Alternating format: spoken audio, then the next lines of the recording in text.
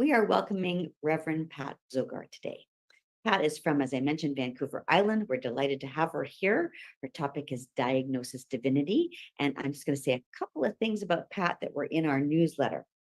She was appointed as spiritual leader in 1999 of Positive Living Center in Victoria and ordained by Jacquie Darby. And in 2008, she answered a call to co-pastor at the Center for Conscious Living in Winnipeg. So she has moved around and is a religious science practitioner and minister, serving 3 years in Winnipeg and 2 years in Kamloops. Then she said she was going to retire, but she kind of lied, the big scheme of things. She knew that over the next year or two that she was not done yet. And as she says in her bio, on April Fool's Day 2016, she was appointed a minister, ushering in many changes and bringing in many parts together of the unity communities of Victoria, Comox Valley, and Nanaimo. We wish you a very welcome to our center, Patricia, and we'll have you come on and I'll stop the share so you can share your slides. And just for some information, Patricia was interviewed on Out of My Mess this week. So if you want to go back Facebook or YouTube, it was wonderful to hear her background and her story. I'll leave it with you, Patricia. Thank you. Need to probably,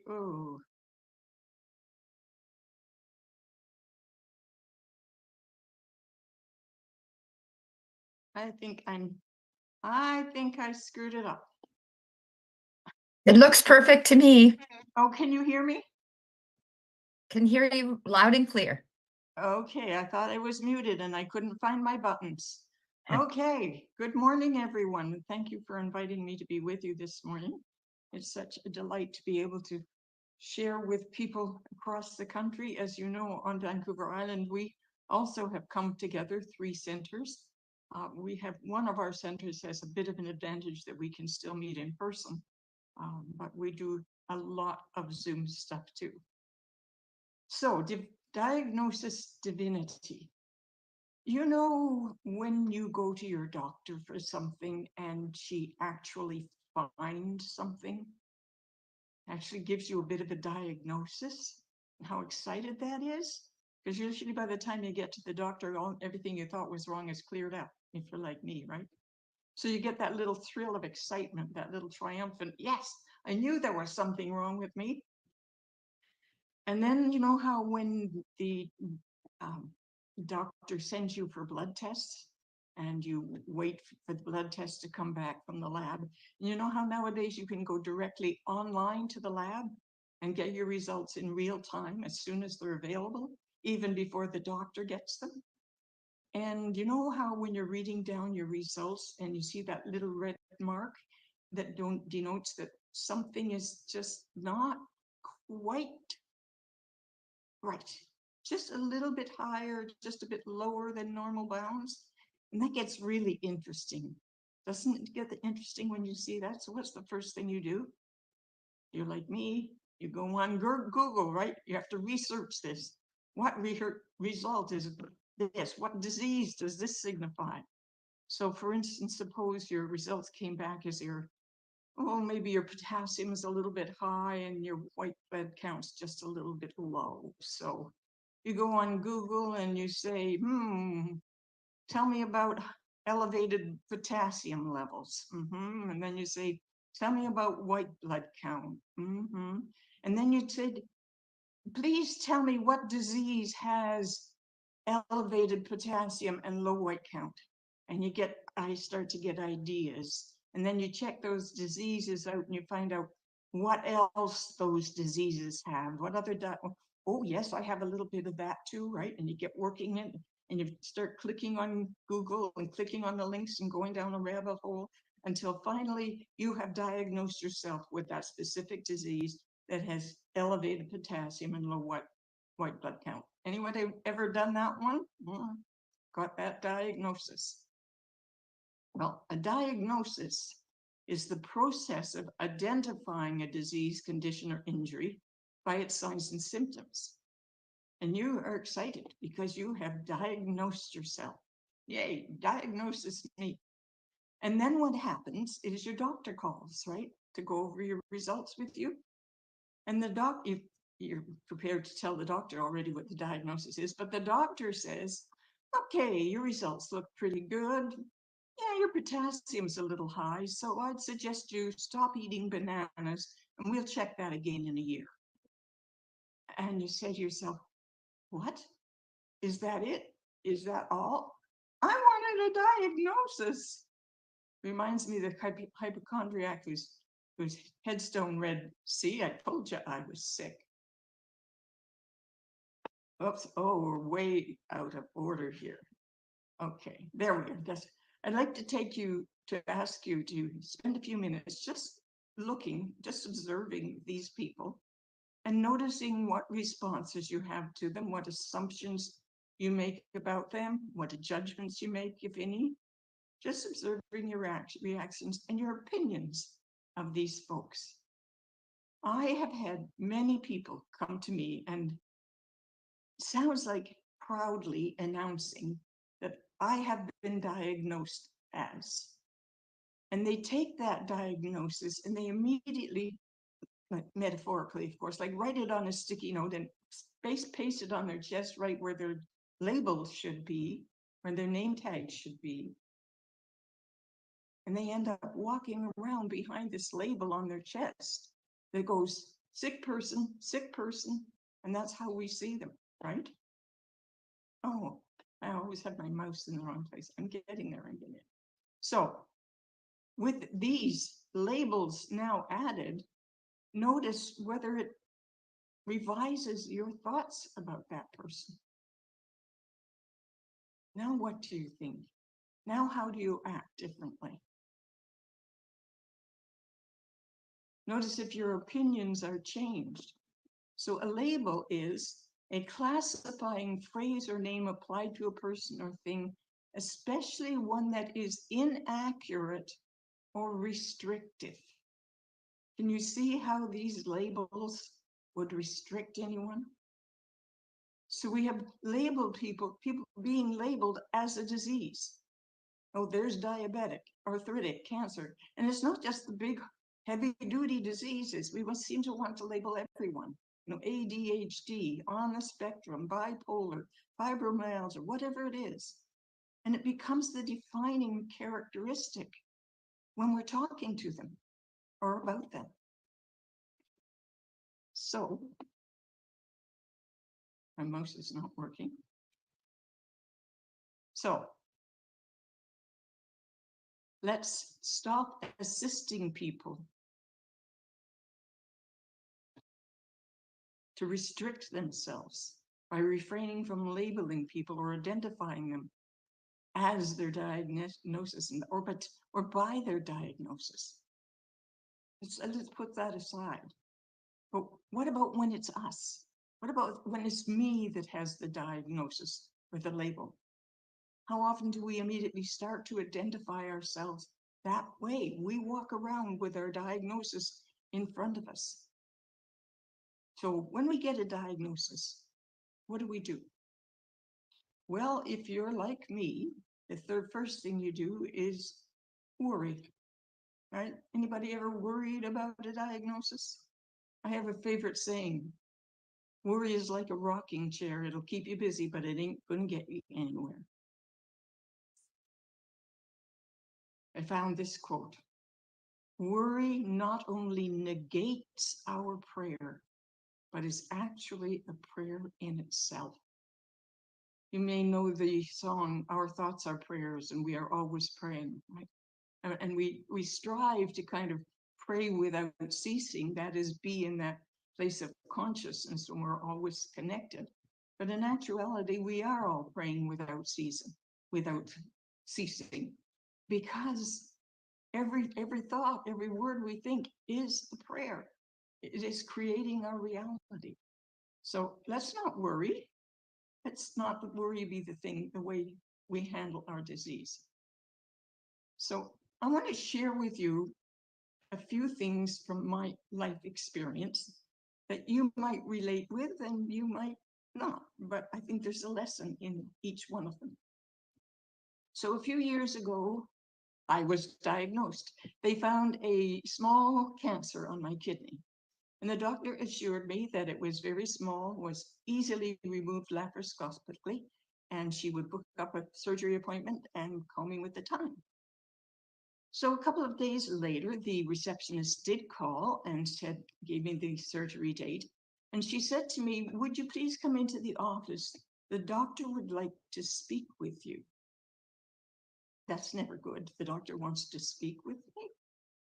And she gave me an appointment to see the doctor 2 weeks later. Well, of course, that got me thinking.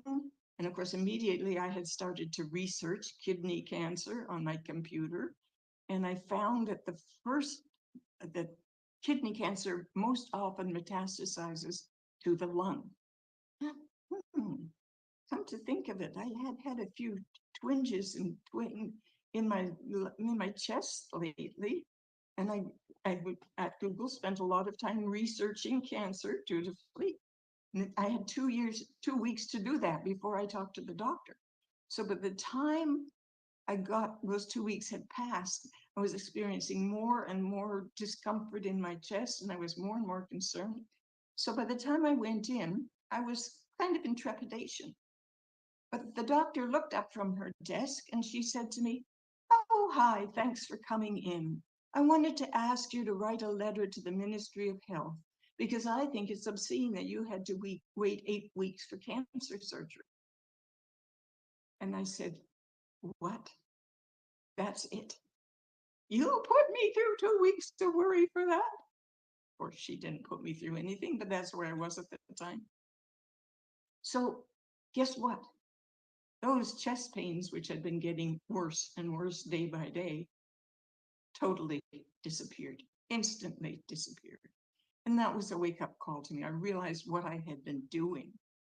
So I turned my attention to what I knew how to do, to affirm divine health and affirm my body's natural ability to heal itself. Guess what? When they diagnosed the cancer, it was 1 centimeter in size. When they took it off, it was 0.7 centimeters in size. So I often wonder if I had really trusted and just kept affirming, perhaps that surgery wouldn't have been necessary. But there are so many ways that we can react to our diagnosis, isn't there? Sometimes we react, sometimes we respond. Responding is a more conscious way of choosing to be. So sometimes there's an actual benefit or a payoff to being sick. Again, I tell you this because I know it from my own experience. Payoffs. I come from a long line of world-class hypochondriacs, and our health is the topic of conversation at every gathering. We are so interested in talking about our illnesses, comparing them, even competing with them. "Oh, I got that flu last week. I was in bed for 5 days." And somebody else said, "I was in bed for 7 days and I still feel like crap." You know, it's always bigger, harder, longer, worser. It's not a competition. You know, "Oh, Susie gets another gold medal for the best flu of the year." Don't let your 15 minutes of fame be about how sick you are. So payoffs. Benefits. You get a lot of attention. That's the big one. And, you know, I think you should respect the opinion the doctors give you. And you should be responsible about how you share that diagnosis and how you've accepted it. You should probably tell certain people who are likely to be directly involved, but not everybody. Don't allow your life to be all about that. I have an example. I was a young man in a play I was directing one time, and he was something of a strange young man, a little standoffish. And he asked me one day, could he speak to the cast? And what he told us was that he had been diagnosed with Tourette's syndrome. And he explained that that would occasionally cause him to shout out an inappropriate word. It didn't happen often, usually only when he was cold, but he just felt that we should know about it so that if something happened during rehearsal, it wouldn't be a big issue. And the cast was wonderful. You know, they just received the information. They watch out for him. If the window was open, did he need a sweater? But, you know, he never mentioned it again. He didn't think he needed special treatment, and he didn't think his life didn't go around explaining how difficult his life was. It was just, he told us that because he thought we might need to know, and it was never mentioned again. That's responsible sharing about your disease. So the being sick and having a diagnosis is a great way to get a lot of attention. And again, from my own experience, I recognize the truth of that. See, my mother had always wanted to be a nurse, but she was pulled out of school at age 14 to go and work as a domestic because she had a large family and they needed that extra income. But when she got married and had babies, she took a Red Cross home nursing course. And whenever babies got sick, she got to be nurse. So I was especially helpful to my mom because I got rheumatic fever. So there can also be a reward to illness.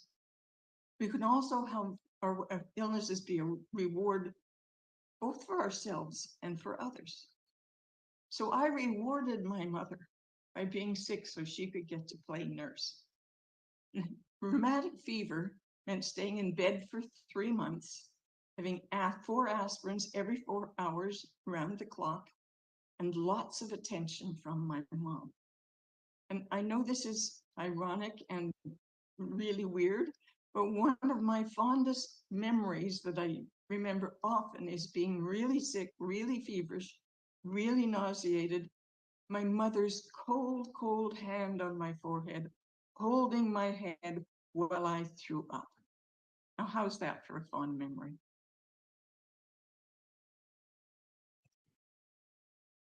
Plus, my teacher came to the house to visit me and brought me some assignments. There's a reward. Plus, a little boy came to the house and brought me a letter from each and every one of my classwork. That's a reward. Wasn't I special? All this attention from my mom and from other people. So I rewarded my mom by being sick so she could nurse me, and I rewarded myself. Because that way my other sisters were in school and I got my mother all to myself all day long for 3 months. It's easy to allow an illness to make you think that you deserve special treatment, or that now you have an excuse to do something or not to do something. That's handy, isn't it? Especially if you have a chronic illness that flares up once in a while. You get an invitation you don't want to accept. Oh, I'm sorry, my diagnosis has flared up again. Rewards, payoffs.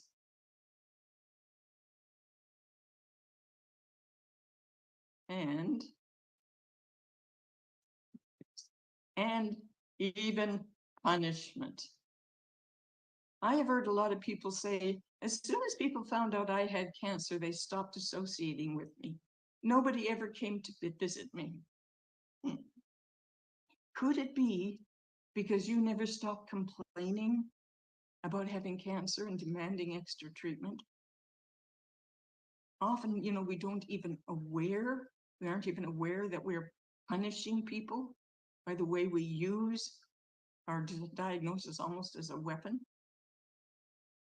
Subconscious, of course. We wouldn't consciously make those connections, but the subconscious mind has its little messages. Another one, when I was 4, my father and I were cleaning up in the basement and yard of a house that we were going to be moving into. My father was in the basement. I could see him through the window down at the bottom of the coal chute. I was at the window. There was a bushel basket full of trash in front of me, and there was a piece of paper in front of the bushel basket on the ground. I bent down to pick it up. I did not see a very large triangle of broken window and gashed my arm very severely. Now, my father was a large man in those days. He did not move quickly, but he came roaring up the stairs pretty fast, ripping off his shirt. He wrapped my arm in his shirt. He carried me to the car. He carried me into the doctor's office. By then, the shirt was dripping blood. There was a bunch of people in the doctor's office. But this nice lady stood up and said, "You can go right in." Boy, was I special. I became quite accident prone after that. And at one time, I could count 21 scars on my right forearm alone. So I often think back and wonder if every accident, every cut, even surgery cuts to my body, was in some way trying to punish my father or to get my father's attention. Just an observation that, kind of, you see these things once you're through that, but it's interesting to reflect on what the payoffs and benefits might have been. So oh dear, I practiced changing my mind. Anyway, when I began my journey into New Thought and taking personal responsibility and knowing about cause and effect and our thoughts creating our reality, I started to wonder if I couldn't stay healthier and heal my body more by maintaining a positive attitude and toward not just my body, but my life in general, and knowing much more productive ways to get attention. That's why I go on stage. Today, I am remarkably healthy, quite remarkably, given that I'm old and all. Diagnosis. Diagnosis is the process of identifying disease, condition, or injury from its signs and symptoms. Prognosis is a forecast of the likely course of a disease or ailment. The likely course. But that's somebody else's opinion. It's not yours. That's where our teaching comes in. You don't have to accept anybody else's opinion. You choose how you will respond to any situation. It's your choice. I don't know whether any of you know Reverend Dr. Gail Musio. She's in Victoria. Her husband, John, had a massive, massive stroke. And Gail was in the hospital room with it. The doctor came in and invited Gail out into the hall to talk. Gail stood her ground. She stood by John's bed, held his hand and said, we will talk here. And so he pronounced that it was a massive stroke, that he would not walk again, he would not talk again. Gail looked him in the eye and she said, "I don't think you know who you're talking to." John fully recovered, and John and Gail are traipsing all around the world now, enjoying a life of travel. So you make up your mind how you're going to respond.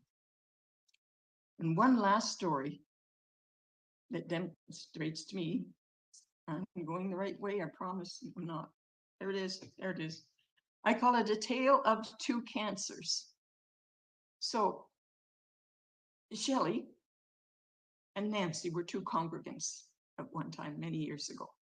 Shelley called me one day and said, "I've been walking in the mall and I came across a mental health booth.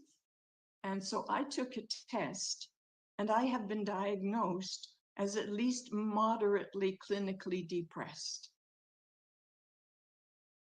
I don't know about you, but I do not need to take a test to know when I'm depressed. But anyway, Shirley clung to that diagnosis, Shelley.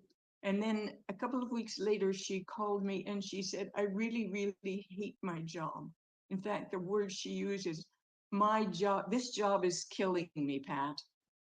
And I suggested perhaps she could look at other jobs, but no, she was too loyal to her boss. And then a couple of weeks later, Shelley called me and she said, "I have breast cancer." She said, "They haven't found it yet, but I'm a medical intuitive, so I know I have breast cancer." And she did find a small lump and went to her doctor, and he took a needle biopsy, which was negative. And she insisted upon another one. So he did a repeat needle biopsy, which was also negative. And she insisted upon a surgical biopsy. They did a surgical biopsy, and of course, she had cancer. And when she called me, this is how she announced it. And it's the most aggressive type, too. Yay, I win. Her reaction was, I'm going into battle mode. So she did. She had surgery, radiation, chemotherapy, everything. And she asked for a healing circle. So we got 30 people together. We sat in a circle. We all did prayers and affirmations and treatments for Shirley. We did energy work. It was a beautiful evening. Shelley had been a hippie who had lived in a commune, earning her living mending fishing nets on the dock. She was not a girly girl, but she showed up to this healing circle with her hair elegantly styled, her face beautifully professionally made up, wearing a floor-length midnight blue velvet gown. She had for each and every one of us a long-stemmed red rose and a personalized thank you card. She was absolutely magnificent. It was her 15 minutes of fame for sure. About a week after that, she stopped letting anyone hug her. And then she stopped coming to service fairly quickly. And then she refused all visitors except myself and our singer. And then in about a week, her husband phoned and she was gone. Shelley was 54 years old. And then there's Nancy. Nancy was also a congregant. She called me one day. She said, my doctor's office has just called. They told me to go to the emergency room. Go now, do not pack a bag, just go. I said, I'll meet you there. So we got to the emergency room and the doctor informed her that her blood was full of calcium, which meant her bones were breaking down, which meant she had bone cancer. So they called her in to get her started, set her up with an oncology, do the confirming tests, set her up with a social worker because she was not going to be able to live alone again. He said, tomorrow we will do a bone marrow biopsy. And he left the room. So Nancy and I talked for quite a while about her body. She said, I'm 78 years old. I've had a wonderful life. If this is my time, I'm fine with that. And we talked about her body and we did treatment and prayer and we sent loving, wrapping all her little cells in love and all that good stuff. And I said, I'll see you tomorrow. When I went back the next day after she'd had the bone marrow transplant, she greeted me with, well, now that wasn't so bad. Everybody's so afraid of bone marrow, and that's not that painful. And these technicians, they're so well trained and so thoughtful and so kind, and everybody's treating me so well, and the food is very good.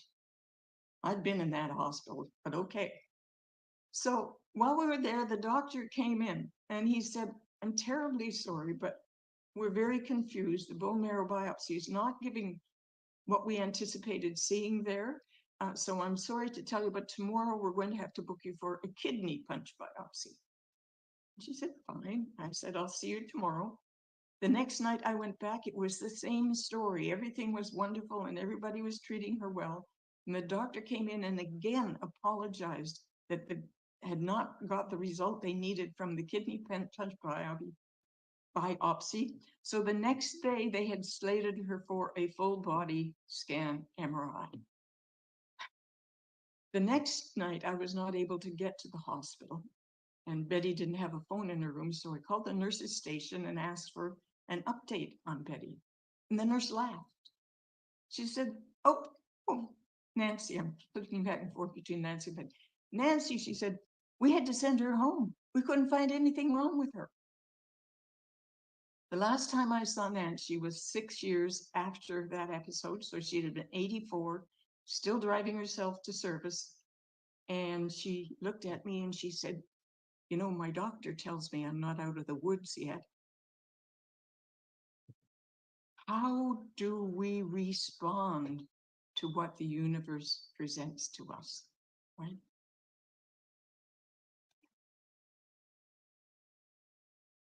A few years ago, there was a TV ad I think it was for Rexall. It was a man's face being shaved, and the razor went and cut a little cut across his cheek, and the blood began to trickle down. And then across you saw all the products that Rexall sells for cuts and scrapes and bandages and all that stuff. And the voiceover said, until the body heals itself, there's Rexall. And at that point, the blood seeps back into the cut and the cut sealed over. And I thought, how strange, big pharma, the commercial medical establishment is saying, until the body heals itself. We know that, but what limit do we put on the body? How big a cut can it heal? A 1/4 inch cut, a 1/2 inch cut, an 1.5 inch cut? At some point we say, no, the body can't do this on its own. We can always revise that a little bit. So when if we do get a diagnosis, here's a nice little saying to remember. I recognize its existence, but not its permanence. It came to pass, not to stay. So please remember that you are divine. That's your diagnosis, divinity. Use modern medicine or alternative medicine, knowing that all of it is working by the way all of it works is because it stimulates your own body to do its own natural healing, right? Bless your body and love your body, and don't underestimate your body. Know how divine it is, and then know that divine wisdom is always there. So the next time somebody tells you that they have been diagnosed with something, you can always say, well, my diagnosis is divinity. Bless you. Thank you.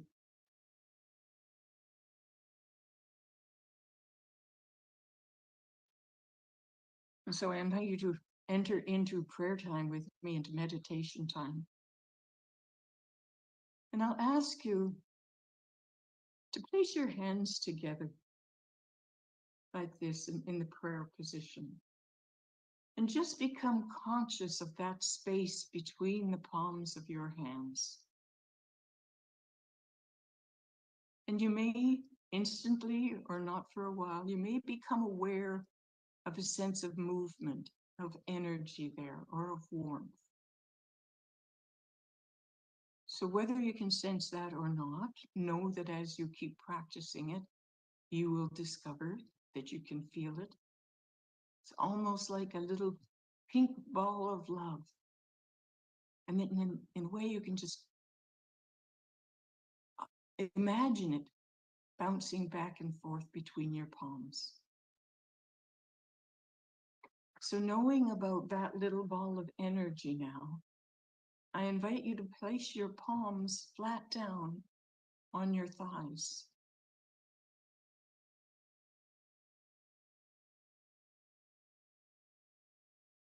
And just sense that energy from your palms warming your thighs, spreading into your thighs, spreading out, flowing down your legs, flowing up your legs, into your body, into your torso, flowing up into your chest, flowing down into your arms, flowing up through your neck and filling your head, energizing your brain, massaging your brain. And that as you become aware of that energy pumping out through your palms, it continues to fill your body with this beautiful energy. And imagine yourself what color that energy is for you, whether it's pink for love, purple for spirit, green for growth, blue for peace? Or is it all of those colors? And it spreads through your body, filling your body, pointing out to you, reminding you that the divine is in every corner of your body, every cell of your body, and that the nature of the divine is perfection. And so as you visualize and create that divinity moving through your body, it is healed and whole.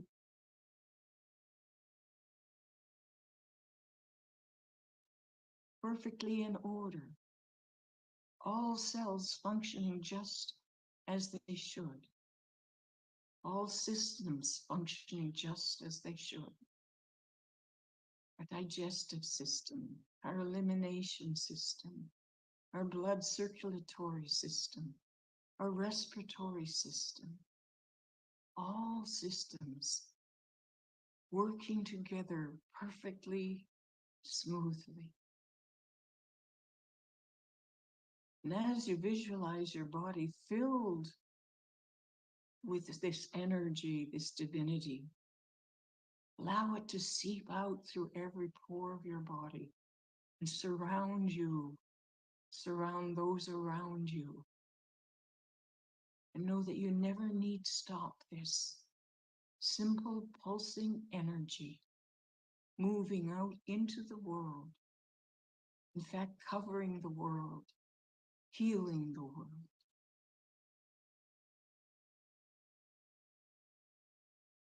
So I ask you to sit for just a few moments, breathing and knowing.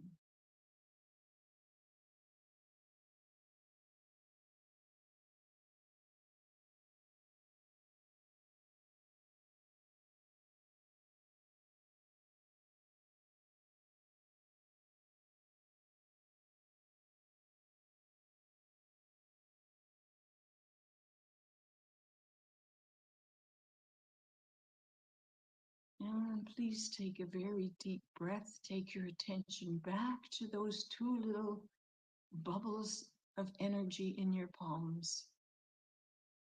Rub your palms on your thighs now to become fully aware of it. And then bring your palms back together. Breathing deeply.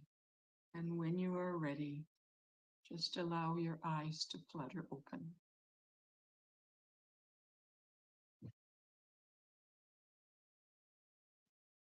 Stay.